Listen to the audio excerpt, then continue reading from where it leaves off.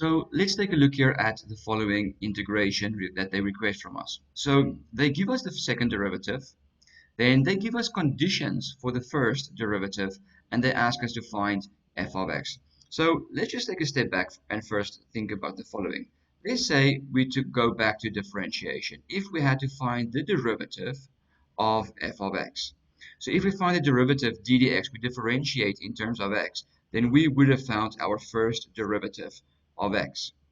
Now, if I have this, so I could technically say the following. If I want to find my original f of x, I can integrate my first derivative in terms of x. So again, like we differentiated in terms of x, we're going to integrate in terms of x. That's why we say the integral dx.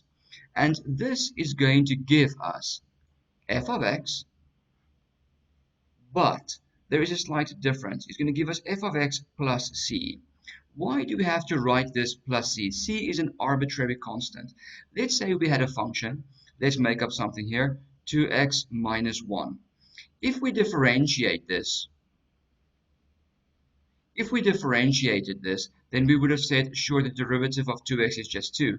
And the derivative of a constant is 0. So the constant disappeared.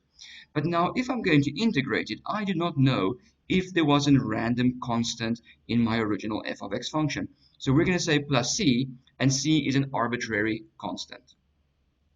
Let's quickly erase this. This was just some quick recap on what we should already know at this stage. So let's go back to our question. So if we have the second derivative, so basically, if we want to go from the second derivative to the first derivative, then we have to integrate the second derivative in terms of x.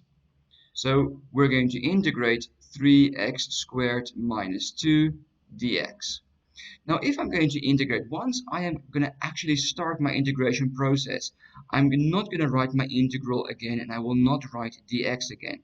So from the power rule, the power plus 1, so 2 plus 1 is 3, divided by the new power, so this will become x cubed minus 2x plus c. So this is the first derivative, so we have integrated. Now, let's go and take a look at this initial conditions that they have given us. So here, we have an x value, and this is my y value. So they say the first derivative, if x is negative 1, then y will be 0. So we can use these conditions. So we can replace this first derivative of x, this y, equals to 0. And we're going to say x is negative 1 cubed minus 2. And always remember, when you substitute, please use brackets. So this will give us negative 1 plus 2 plus c. So therefore, in this case here, this is going to be plus 1 on the left-hand side, minus 1 for c. So we have our first derivative. And we can rewrite this as x cubed minus 2x minus 1. So there we have our first derivative. Now we have to go one more step because they ask us to find f of x. So let's go and do this whole process one more time. So in order for us to find f of x, we're going to integrate the first derivative, which is x cubed minus 2x minus 1. And again, we're going to integrate it in terms of dx. So the power plus 1 divided by the new power. So this is what we're going to have here. And of course, in this case, we have to say there is a random arbitrary constant again, plus c. Now, for f of x, they did not give us the initial conditions for f of x. So we do not know what these initial conditions is. So at this stage, I'm going to leave this plus c here, and I will say this is my f of x.